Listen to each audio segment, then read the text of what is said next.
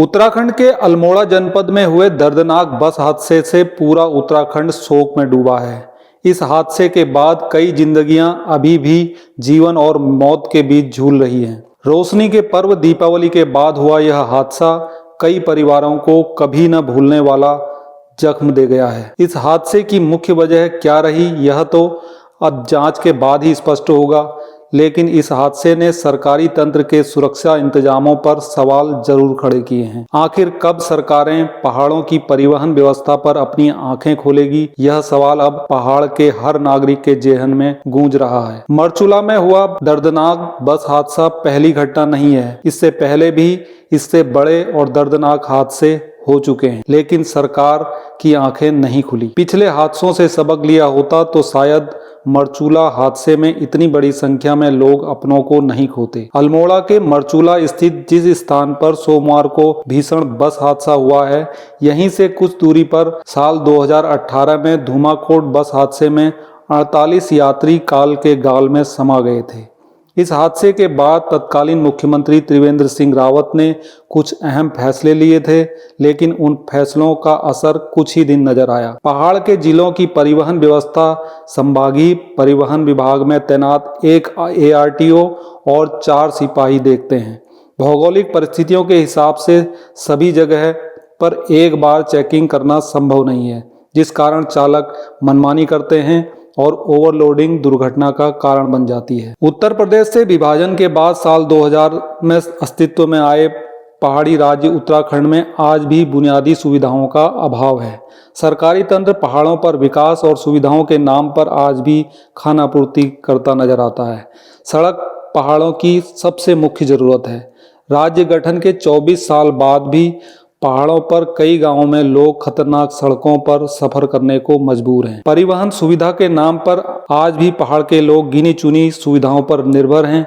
जिनके पास अपने संसाधन नहीं हैं, उन्हें ओवरलोड वाहनों में सफर करना पड़ता है। मरचूला में सोमवार को जो हादसा हुआ, अगर वहां पर परिवहन के और साधन होते तो शायद इतने यात्री एक साथ बस में सफर करने को मजबूर नहीं होते। हर हादसे के बाद सरकार सड़क सुरक्षा के दावे तो खूब करती है, लेकिन समय के साथ सरकारें अपने वायदों को भूल जाती है।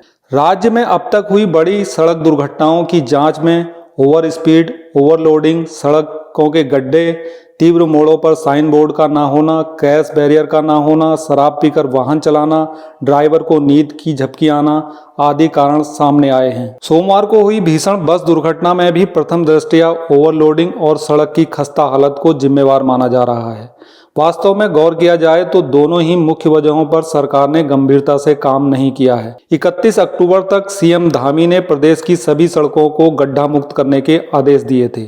सीएम के आदेश पर अमल हुआ होता तो शायद मरचूला का हादसा नहीं होता। हालांकि बस ओवरलोडिंग भी थी, लेकिन गड्ढे भी कहीं न कहीं दुर्घटना का कारण बने हैं। हर दुर्घटना की तरह इस बार भी दुर्घटना की मजिस्ट्रियल जांच के आदेश दिए गए हैं, लेकिन पूर्व में जिन हादसों की मजिस्ट्रेटी जांच हुई, उनसे सरकार ने क्या सबक लिया और क्या कार्रवाई की, यह बड़ा सवाल है।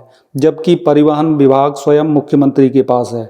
अकेले कुमाऊं की बात करें तो यहाँ ओवरलोडिंग, तेज रफ्तार और बदहाल सड़कों की वजह से 9 माह में 471 सड़क हादसों में 300 से अधिक लोग अपनी जान गंवा चुके हैं। इन घटनाओं की जांच में बदहाल सड़क और ओवरलोडिंग मुख्य वजह के रूप में सामने आई है।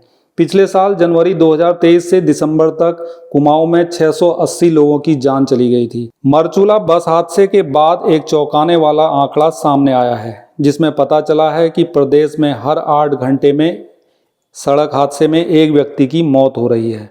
सामाजिक कार्यकर्ता अनूप नौटियाल के अनुसार हम हर साल करीब 1000 लोगों को सड़क दुर्घटनाओं में खो रहे हैं।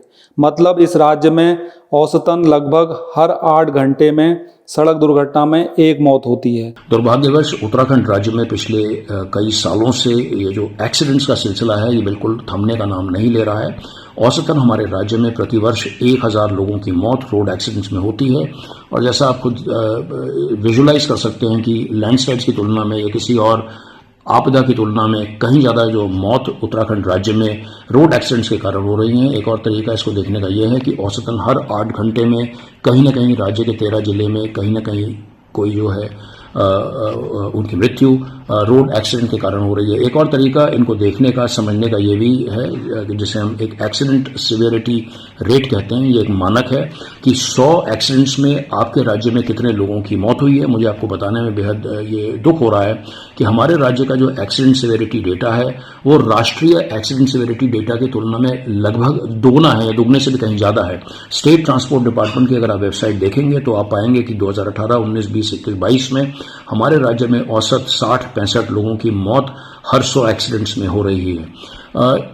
ये तो कुछ आंकड़ों की बात हुई, कुछ वास्तविकता की बात हुई। ज़मीनी बात करें, जो रोड सेफ्टी का जो पूरा कल्चर और जो पूरा माहौल हमारे राज्य में है, आप देहरादून शहर के एसएसपी के बंगले के बाहर जाकर के खड़े हो जाइए, एक छोटा सा सोशल एक्सपेरिमेंट करिए। 100 लोग जो टू व्हीलर चला रहे हैं उनमें देखिए कितने लोगों ने हेलमेट पहना है, तो करीबन 40-45 ने तो हेलमेट ही नहीं पहना होगा। तो जब प्रदेश की राजधानी का यह हाल है तो 13 जिलों की तो कल्पना की जा सकती है। ऐसे माहौल में एक आरटीओ को सस्पेंड कर देना अल्मोड़ा की इस दर्दनाक दुर्घटना के बाद में, कम से कम मेरी नज़र में तो एक बेहद बचकाना निर्णय है। अगर रोड सेफ्टी पर सीरियसली काम करना है तो जो 4 E's हैं, जो कि हमारे इमरजेंसी केयर, इंजीनियरिंग, एनफोर्समेंट और एजुकेशन, जब तक इन 4 चीज़ों के ऊपर काम नहीं होगा तब तक दुर्भाग्यवश उत्तराखंड राज्य में ये जो एक्सीडेंट्स का जो दर्दनाक जो सिलसिला है वो थमने वाला नहीं है। मरचूला सड़क हादसे के बाद विपक्ष ने सरकार के इंतजामों पर सवाल खड़े किए हैं। प्रदेश कांग्रेस अध्यक्ष करण महारा ने हादसे के लिए सरकार को जिम्मेवार ठहराया है। और दुख इस बात का है कि जिस प्रशासन और सरकार से हम उम्मीद करते हैं, उनकी लेट लतीफी के कारण कई लोगों को अपनी जान से हाथ गंवाना पड़ा है। 7 बजे की घटना के बाद वहां के जनप्रतिनिधियों ने लगातार डीएम को कॉल की और अफसोस के साथ कहना पड़ेगा कि डीएम ने 1-1.5 घंटे तक किसी का ना फोन उठाया ना कॉल बैक किया। उसके अलावा एम्बुलेंस को 7 बजे यह हादसा हुआ था, कम से कम 108 को तो 7:30 पौने 8 तक पहुंच जाना चाहिए था, लेकिन 9 बजे तक कोई एम्बुलेंस घटनास्थल पर नहीं पहुंची। घायलों को कुछ को रामनगर, कुछ को अन्य जगहों शिफ्ट किया गया और आपको जानकर आश्चर्य होगा कि रामनगर में भी वो व्यवस्था नहीं थी जो होनी चाहिए थी।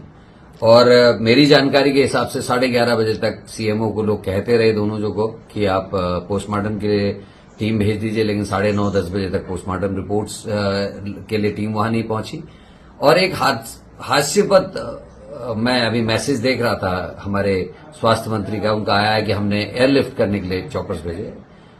चॉपर भेजे गए रामनगर कॉलेज में, जबकि चॉपर भेजे जाने चाहिए थे मरचूला में। नदी तक गाड़ी चले गई गिरते गिरते, और नदी के तट पर बहुत बड़ी ऐसी स्पेस है जहां चॉपर उतारा जा सकता था, और लोगों को अगर एयरलिफ्ट करके टाइम से पहुंचा देते तो शायद लोगों की जान बचती। मरचूला से रामनगर आने में लगभग 1.5 से 2 घंटे लग जाते हैं गाड़ी से आने में, और जब एम्बुलेंस ही 2 घंटे बाद पहुंची और उसके बाद 2 घंटे का या 1.5 घंटे का सफर, 3.5 घंटे में तो एक्स्ट्रा ब्लीडिंग से भी लोगों की डेथ हो जाती है। और चॉपर रामनगर उतर सकता था तो मरचूला में नदी के किनारे भी उतर सकता था और लोगों की जान बचाने की कोशिश हो सकती थी।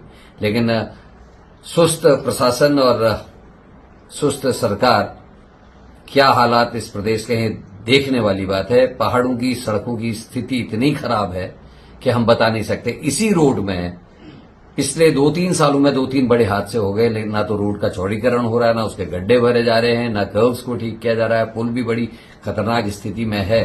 बस दुर्घटना हुई, इसके लिए 2 चीजें मुख्य रूप से जिम्मेदार हैं। पहला तो राज्य के पर्वतीय क्षेत्रों में बदहाल सड़कें, दूसरा राज्य की पर्वतीय क्षेत्रों में जो सार्वजनिक परिवहन व्यवस्था है उसकी बदहाली। ये दोनों कारण हैं जिसके कारण ये इतनी बड़ी दुर्घटना हुई, जिसमें 3 दर्जन से ज्यादा लोगों की जान चली गई और 2 दर्जन से ज्यादा लोग जिंदगी और मौत की लड़ाई लड़ रहे हैं। कौन जिम्मेदार है इसके लिए?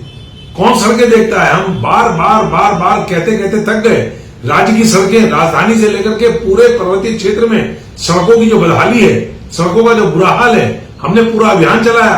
गड्ढों में सड़क, सड़क में गड्ढा, और पहाड़ों में मैं यही कहता था बार बार अपने लाइव में कि जब राजधानी की सड़कों का इतना बुरा हाल है तो पर्वतीय क्षेत्रों में, दूर दराज के इलाकों में सड़कों का क्या हाल होगा।